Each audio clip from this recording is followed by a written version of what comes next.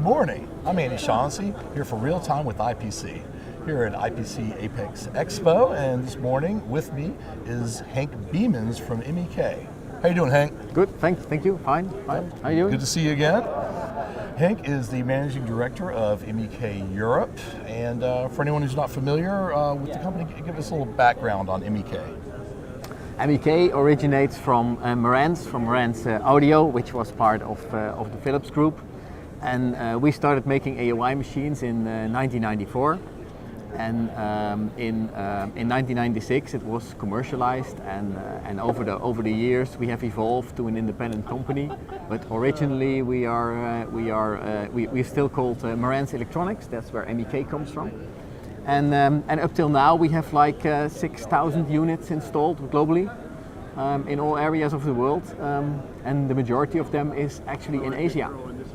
We are building AOIs with the latest technology, but we see AOI as a cost center, and actually an AOI should cost as little as possible to get the quickest return on investment. Right. So that's our heritage. Mm-hmm. Yeah. Well, I understand you had some pretty interesting developments in the 3D AOI world. Yeah. The buzzword today is 3D AOI, and everybody thinks that's the holy grail. Mm-hmm. Although the problem is 3D, everybody has a different definition of 3D.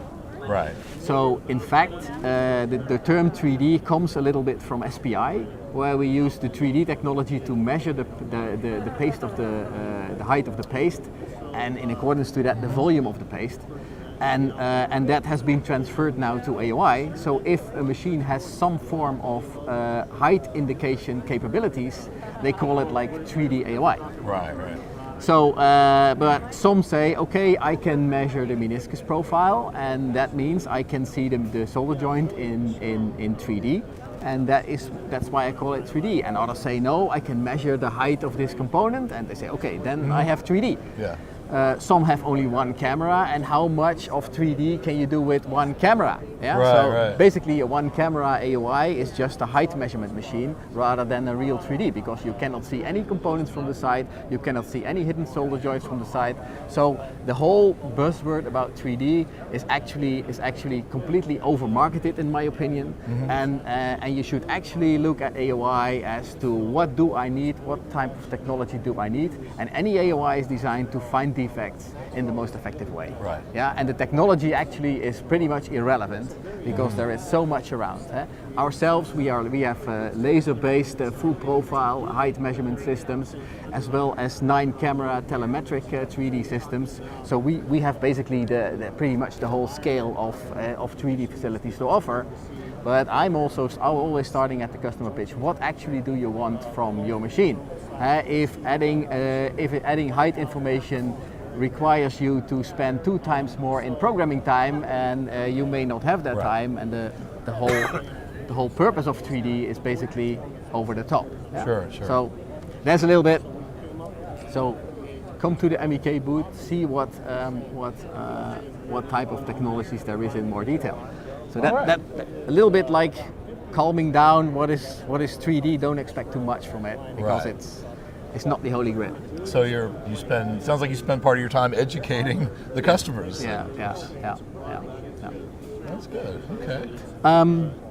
Another part which is interesting, an interesting development, I think, is AOI typically is built for SMD. That's where it came from. Components got too small to inspect them with the human eye, and actually AOI developed. So the whole SMD world has been educated to do QA for AOI. Mm-hmm. But now what we see is that THT, with the electrification of vehicles and more natural energy sources, that power electronics become more and more natural to replace the oil-driven machines. And then if you look at a lot of factories, the THT world is completely different from SMT. Where in SMT, where we have all quality assurance instruments in place, in THT world, everything is manual, It's like a garage. Right. And now, especially automotive industry recognizes that the most expensive component, the components that can actually cause fire, that carry high powers, that they are actually the components that are most critical in terms of soldering. So we cannot rely on human beings to check these solder joints. Sure. So for protocolizing your quality assurance, more and more AOI is now evolving into the THT world as well. But in THT world, it comes off wave soldering, it comes off of selective soldering, which typically solders from the bottom. Sure. So bottom-up AOIs now start becoming a growing market, and that market segment is we have several solutions for that. Okay. Yeah. All right. Well, good to see you again. It's our annual interview. Okay.